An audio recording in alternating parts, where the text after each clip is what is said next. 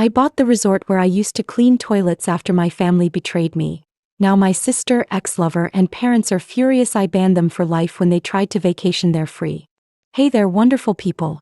Take a moment to subscribe, drop a hi, and tell us where you're joining from. Ready? Let's continue with today's story. The email notification lit up my phone at 2:47 a.m. My sister Lella's name made my stomach drop before I even read the words. Hey sis. Bringing Ethan and the family to your resort next month. Comp us the presidential suite for 2 weeks. Yeah? Family discount. Ethan. My ex-fiancé. The man who'd left me standing at the altar 3 years ago. For my own sister. I sat up in my luxury penthouse overlooking the ocean. The same view I'd once admired while scrubbing toilets on my hands and knees. This resort, Ocean View Paradise, had been my prison. Now it was my kingdom. The irony wasn't lost on me. My hands trembled as memories flooded back. I was 17 when Mama sent me here to work, pulling me out of school. We need the money, Kayla. Your sister needs college tuition. Meanwhile, Lella got her business degree while I cleaned up after wealthy guests. My dreams of becoming an architect drowning in bleach water and broken promises. You're being dramatic, Daddy had said when I begged to go back to school. Family sacrifices for family. I sacrificed. They prospered. For 15 years I sent money home while living in a storage room eating staff leftovers, invisible to everyone except when they needed their toilets cleaned or their trash removed. Then came the miracle. Mrs. Eleanor Saunders, the resort's owner, dying of cancer with no heirs. She'd watched me sketch building designs on napkins during breaks. You have vision, Kayla, she'd whispered in the hospital. Take it. Make it yours. Her will shocked everyone. She left me everything. The resort, her fortune, all of it. Now Lella wanted it free. I smiled in the darkness. Not this time. The lawyer's office had smelled like old books and expensive cologne when Mr. Patterson read Eleanor's will 6 months ago. My family hadn't attended. They didn't know I'd been invited. They didn't know Mrs. Saunders and I had formed a bond over late-night conversations about architecture and dreams deferred. To Kayla Rosario, who saw beauty where others saw only service, I leave my entire estate valued at $42 million, including Ocean View Paradise Resort, with one condition, that she never let anyone diminish her light again. I'd called Mama first, voice shaking with excitement. Mama, you won't believe what happened.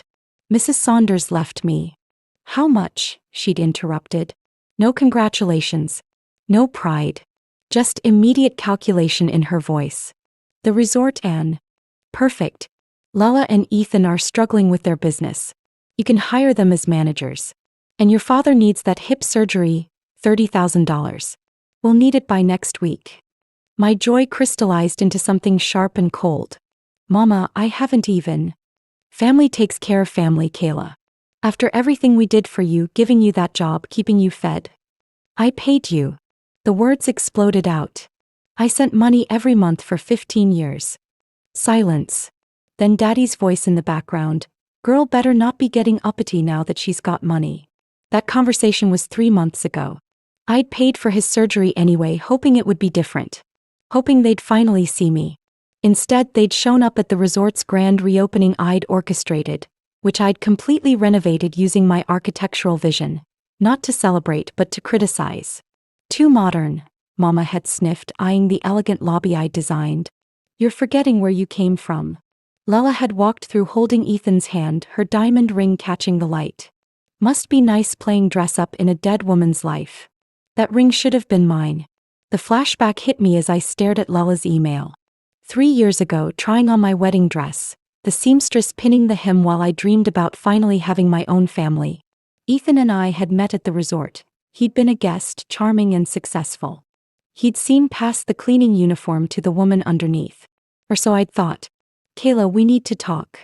Lella had appeared in the bridal shop doorway and I'd smiled, thinking she'd come to help. Instead, her next words shattered everything. I'm pregnant. It's Ethan's baby. The seamstress's scissors had clattered to the floor. I'd stood there, white dress half-pinned, world collapsing. What? It happened at your engagement party. We didn't mean for it to happen, but... She'd actually looked annoyed, like I was inconveniencing her. He loves me, Kayla. He always did. You were just... convenient. Someone to take care of him while he built his business. I'd called Ethan, hands shaking. Tell me she's lying. His silence said everything. Then, I'm sorry, Kayla. But you have to understand, Lala and I, we're from the same world. You're still just what? I'd whispered.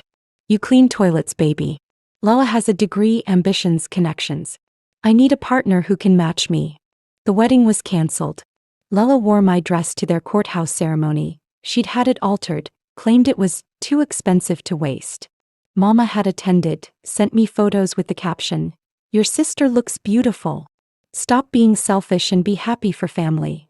I'd worked double shifts for months, crying into toilet bowls, my humiliation complete. Until Eleanor's diagnosis changed everything.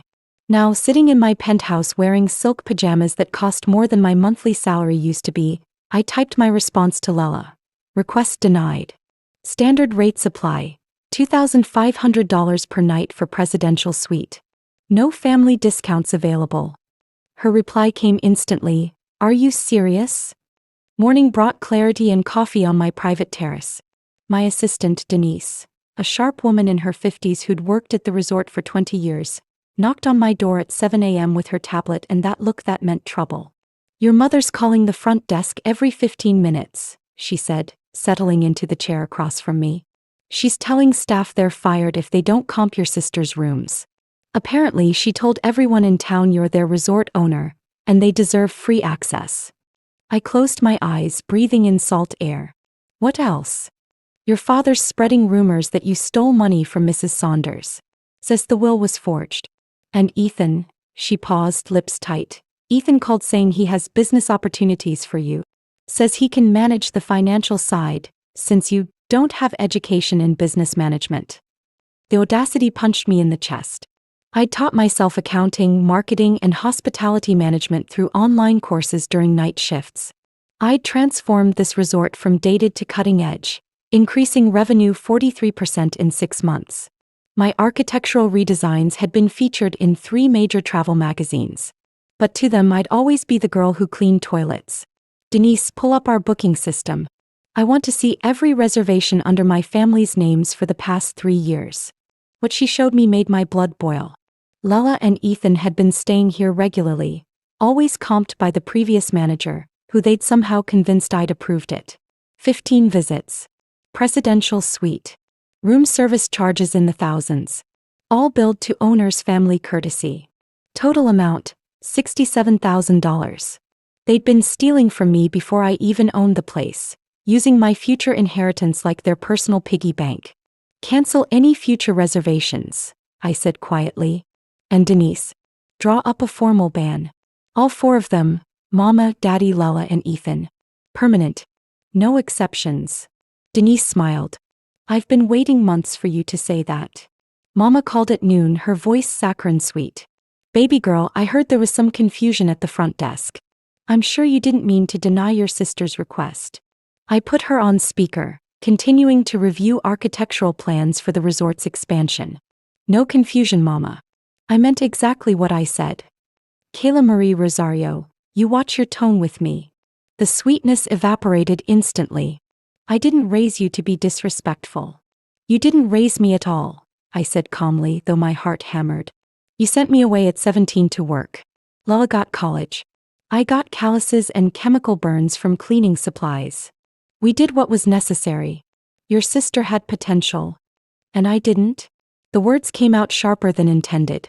What was I, Mama? Just the workhorse? The bank account? That's not, you're twisting things. Her voice pitched higher. We gave you a job when you were nothing. Kept you from ending up on the streets. I laughed, a sound without humor.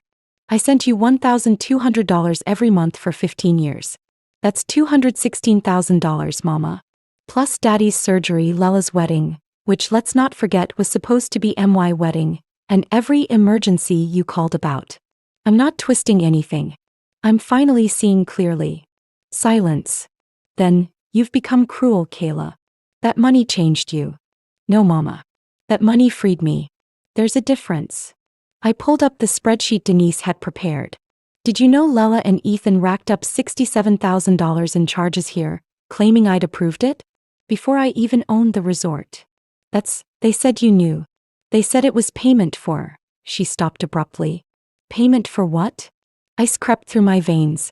Finish that sentence. Her breath caught. Nothing. I misspoke. Mama. Payment. For what? For taking Ethan off your hands. The words exploded from her. You would have ruined him, Kayla. Dragged him down with your limited life. Lala saved him. Saved you both from a miserable marriage. The least you could do is show gratitude. The phone slipped in my sweating palm. They'd planned it. All of it. I hung up on Mama and immediately called Lala. She answered on the first ring, clearly expecting our mother. Did you convince her? Convince me of what? I asked quietly. Pause. Kayla? I thought. Mama just told me something interesting. That I should be grateful you took Ethan off my hands.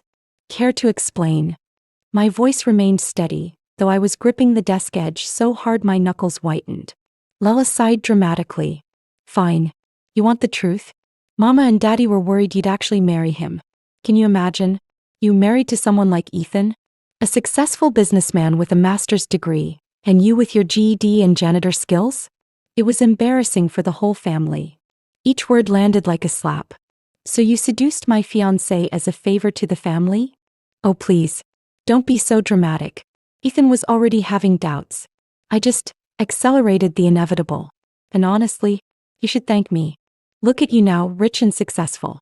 If you'd married him, you'd just be some housewife cleaning his toilets instead of owning a resort. We did you a favor. The casual cruelty took my breath away. You wore my wedding dress, Lala. It was a beautiful dress. And you weren't using it. Why waste $8,000? Mama agreed it made sense. Besides, her voice turned vicious. You never deserved him anyway. You think someone like Ethan really loved you?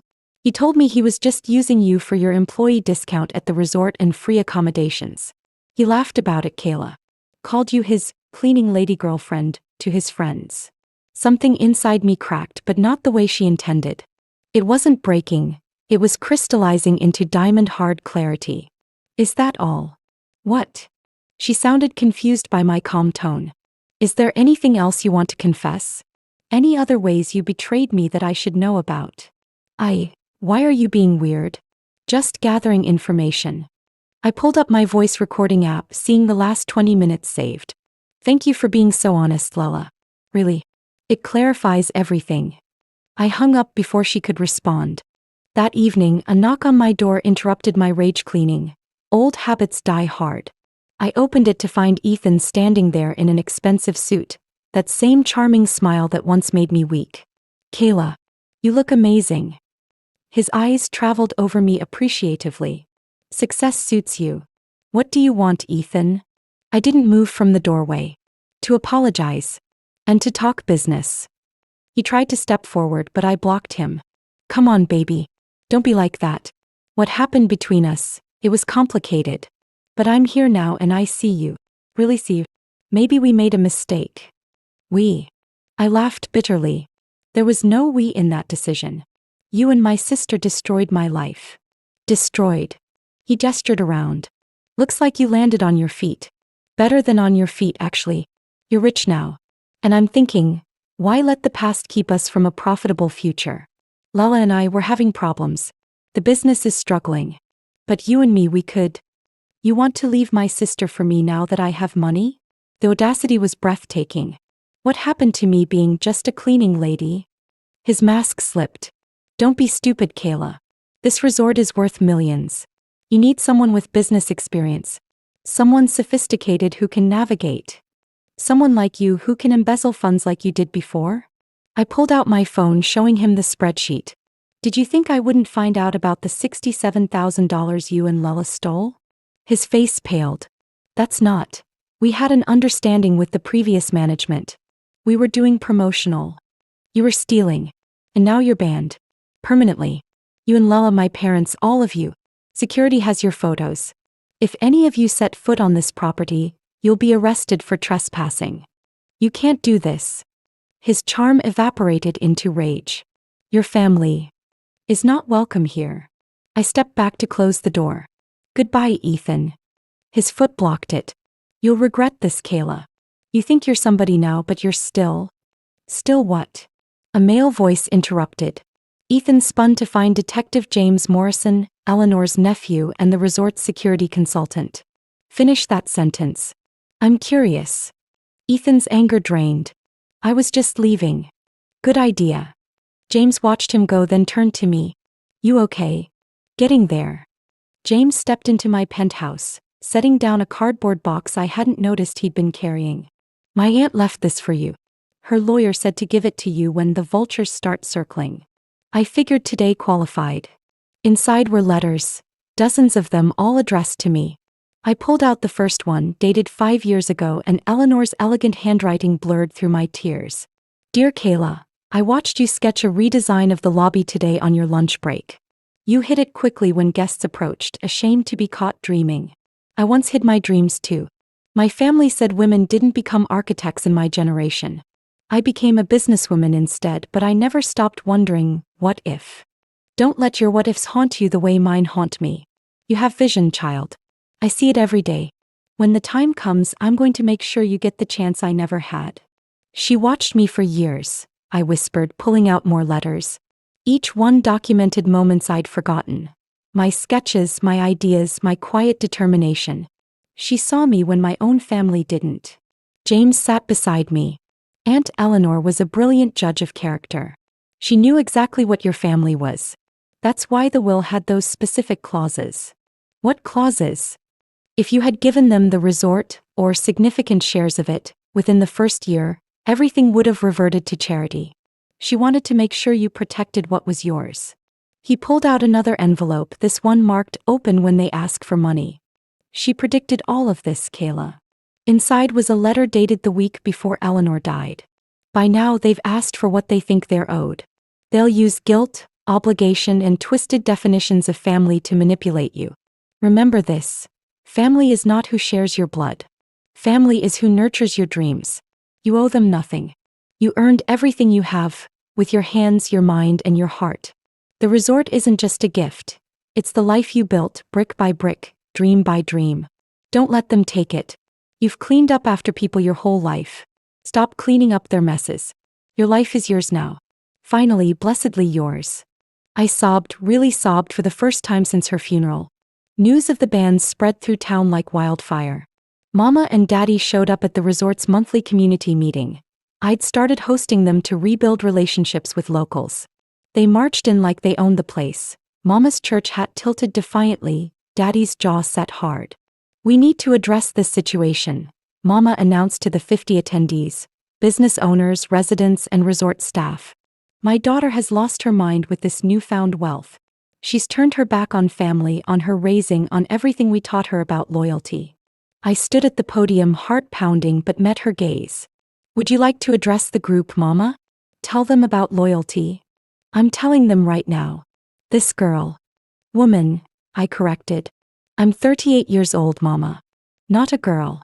This woman, she spat, has banned her own family from this resort.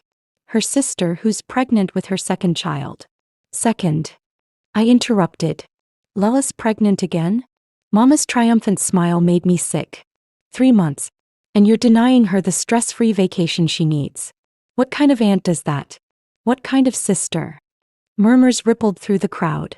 I felt judgment pressing down, that old shame creeping back. Then Denise stood up. Ms. Rosario, she addressed the crowd using my formal name, worked at this resort for 15 years. I watched her send money home every month while living in a storage room. I watched her family visit regularly, staying in suites she paid for with her labor, never once thanking her. I watched her dreams get smaller and smaller until Mrs. Saunders reminded her she could dream big again. Mr. Patterson, the lawyer, stood next. I've reviewed the financial records. Ms. Rosario sent her family over $200,000 during her employment here. Her sister and former fiancé accumulated $67,000 in unauthorized charges. She paid for her father's surgery, her sister's wedding, and countless emergencies that were really elective purchases. She owes them nothing. More people stood. Staff members. Longtime guests. Each one sharing stories of my kindness, work ethic, and vision. Mama's face turned purple. You've poisoned them against us. Turned everyone. No, Mama, I said quietly. I just stopped lying for you. And I'm done being ashamed of the truth. Daddy stood, grabbing Mama's arm. Let's go. This is pointless. As they left, Mama turned back. You'll regret this, Kayla. Family is forever. Money isn't. Then I guess, I said, we'll see which one of us is right. 2 weeks later, I was reviewing expansion plans when James knocked urgently. Turn on the news. Channel 7. My heart sank as I saw Ethan on screen, standing outside the resort gates with Lella beside him, visibly pregnant, tears streaming down her face. A reporter thrust a microphone forward. Mr. Saunders, you're claiming discrimination? Absolutely, Ethan said, arm around Lella. Kayla Rosario banned my pregnant wife from this resort out of petty jealousy. She's never gotten over the fact that Lella and I fell in love. Now she's using her position to punish us, putting my wife's health at risk by causing stress during her high-risk pregnancy. That's a lie. I breathed, but the damage was being broadcast to thousands. Lella sobbed on cue. She was my sister. My best friend. I thought she'd forgiven us, that we could move forward as family. But she's bitter and vindictive. She's even turned our parents away. They're elderly, they just wanted to see their daughter's success, and she humiliated them publicly. The reporter turned to the camera. Should personal grudges affect business practices? Should wealthy business owners weaponize their power against family members? More at 11. My phone exploded. Social media lit up with #BoycottOceanView trending. 1-star reviews flooded in from people who'd never even visited. Anonymous accounts called me everything from bitter ex to far worse. Denise burst in. We're getting cancellations. 17 so far. James was already on his phone. I'm calling my contacts. We'll release a statement. No. I stood, surprising myself with my steadiness. I'm going down there myself. If they want to make this public, let's make it public. Denise grabbed my arm. Kayla, think about this. The cameras are exactly what I need. I grabbed the box of Eleanor's letters and the financial records. Sometimes the truth needs an audience. I walked out through the lobby, staff watching nervously. Through the glass doors I could see the news vans, the cameras, Ethan's smug face. I pushed open the doors and the cameras swung toward me. It was time to stop hiding. The microphones thrust toward me like weapons as I approached. Ethan's smugness flickered when he saw my calm expression and the folders in my hands. Lella's theatrical crying hiccuped to a stop. Ms. Rosario, the reporter called, do you have a response to these allegations of discrimination and family cruelty? I do. I opened the first folder. This is documentation of $67,000 in fraudulent charges Ethan Saunders and Lella Rosario Saunders made to this resort before I owned it, claiming my authorization. This is theft, plain and simple. I filed a police report yesterday. Ethan paled. We had permission from whom? I turned to him directly. Name them. Because management has no record of authorization, and all former managers deny approving these charges. Cameras swiveled to capture his silence. I continued. This second folder contains bank records showing $216,000 I sent my family over 15 years, plus $30,000 for my father's surgery, $8,000 for Lella's wedding, to my former fiancé, I might add, and various other emergencies. I did this while living in a storage room and eating leftover food from events. I was 17 when my family sent me here to work so my sister could attend college. Lella found her voice. That's not fair. You're making it sound like exploitation? I pulled out my phone, playing the recording of our conversation. Lella's voice rang clear. Ethan was just using you for your employee discount. He called you his cleaning lady girlfriend to his friends. Then Mama's voice. You should be grateful Lella took Ethan off your hands. The least you could do is show gratitude. The reporter's eyes widened. Lella lunged forward, trying to grab my phone, but James materialized beside me, blocking her. You recorded me? Lella shrieked. That's illegal. Single-party consent state, James said calmly. Perfectly legal. I held up Eleanor's letters. These are from Eleanor Saunders, the previous owner. She documented years of watching my family take advantage of me. She left me this resort not just because I worked hard, but because she saw what my family refused to see, potential, vision, and worth. My voice cracked, but I pushed through. I ban them because they don't love me. They love what they think they can take from me. That's not family. That's exploitation with a blood relation attached. Silence fell. Then someone in the growing crowd, curious onlookers drawn by the commotion, started clapping. Another joined. Then another. Soon applause drowned out everything else. The reporter turned to Ethan and Lella. Would you like to respond to the evidence? They were already leaving. The video went viral. #Justice for Kayla trended. Reservations flooded back in. Business doubled within a week. I was invited to speak at entrepreneurship conferences and women's empowerment events. Magazine profiles called me the phoenix who rose from the ashes, and from janitor to mogul, the Kayla Rosario story. But success tastes bitter when it's seasoned with loss. I sat in my penthouse 3 months later, looking at the ultrasound photo Mama had mailed me. No note, just the image of my niece-to-be. On the back someone had written, Scarlett Rose Saunders. You'll never know her. That broke something in me that public vindication couldn't repair. James found me crying on the terrace. Talk to me. I won, I whispered. I proved they were wrong. I protected myself. So why does it hurt so much? Because winning against family doesn't feel like winning. He sat beside me. It feels like losing in a different way. She's pregnant, James. With her second baby. My nieces will grow up hearing stories about their terrible aunt who abandoned the family. And maybe, my voice broke. Maybe I am the villain in their version. Maybe setting boundaries makes me the bad guy. Or maybe, he said gently, you're teaching those girls a lesson your family never learned. That love without respect isn't love at all. That women don't have to sacrifice themselves on the altar of family to have worth. I wanted to believe him. But that night, I dreamed of the little girl I'd been, holding Lella's hand on her first day of kindergarten, promising to always protect her. Who was protecting whom now? The resort flourished. I designed a new wing that won architectural awards. I created scholarship programs for young people from underprivileged backgrounds, paying forward what Eleanor gave me.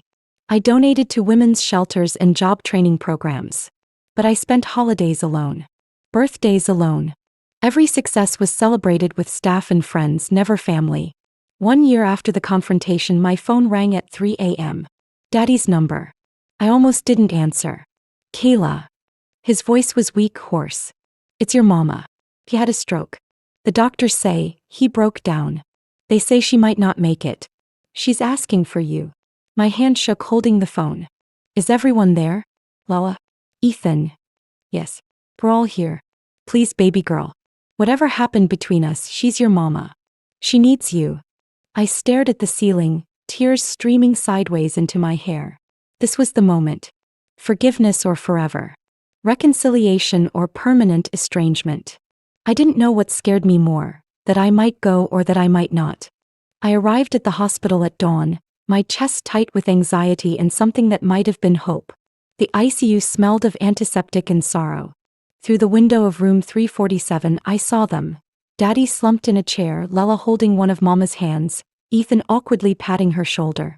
A little girl, maybe 2 years old, slept in a carrier. My first niece. I pushed open the door.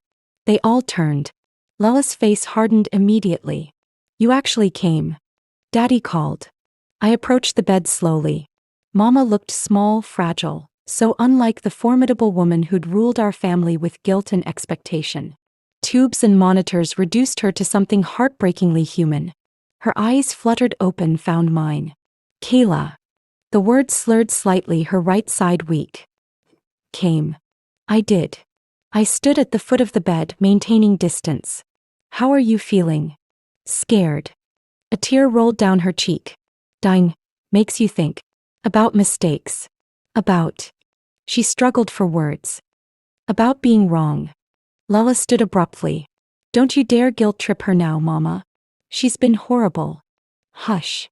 Mama's good hand waved weakly. For once, in your life. Hush and listen.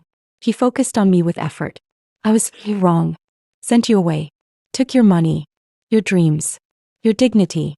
Made you small, so Lella could be big. Her breathing labored. Thought I was protecting the one with potential. Didn't see. You had it all along. My throat tightened. This was what I'd waited years to hear. the admission, the acknowledgement. But standing there watching this woman who'd shaped my life through neglect and exploitation struggle to breathe, I felt something unexpected. Not triumph but profound sadness. Why? I whispered.